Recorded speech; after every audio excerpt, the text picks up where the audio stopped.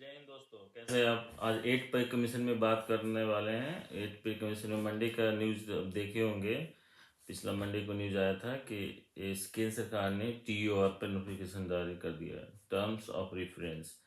ये आपको पता है कि 8 पे कमीशन का गठन हो गया है।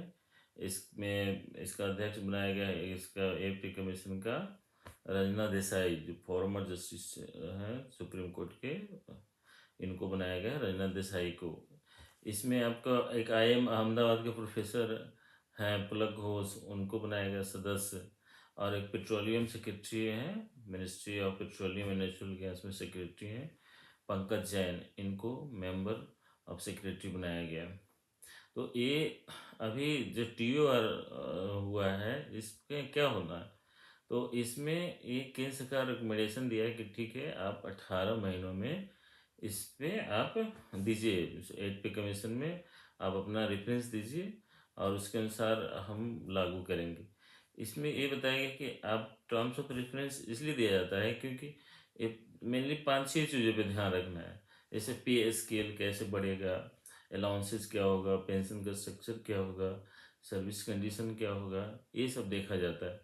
साथ ही ये देखना है कि ये हमारा सरकार जो कर रही है, इसमें 7-5-6 कंडीशन को देखना पड़ता है।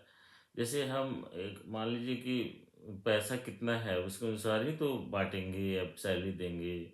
और बहुत सारा सरकार का गवर्नमेंट का काम है, ब्रिज बनाना है, रक्षा में खर्च है और इंफ्रास्ट्रक्चर में बहुत सारा खर्च है। तो एक क्या करेगा, एट पे कमीशन ये भी देखा गया, रिव्यू द पे स्ट्रक्चर, पे स्ट्रक्चर रिव्यू करेगा और अलाउंसेज ऑन पेंशंस इसको करेगा।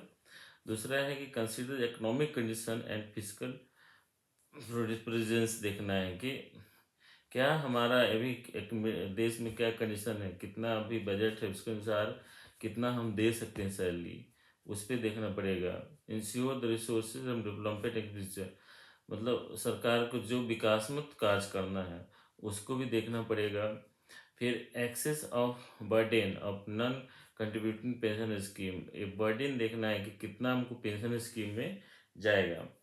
इसके बाद और क्या देखेगा, consider the party of other employment sector, और PSU कंपनी जैसे हो गया, उसको किस तरह से सैलरी मिल रहा है, या प्राइवेट अंडरटेकिंग वाला या प्राइवेट में कैसे सैलरी मिल रहा है।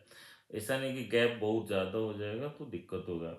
बहुत लोग ये फिर गड़बड़ हो जाए कि सरकारी वाला का 1.5 लाख मिलेगा और प्राइवेट वाला का 30,000 मिलेगा तो दिक्कत होगा।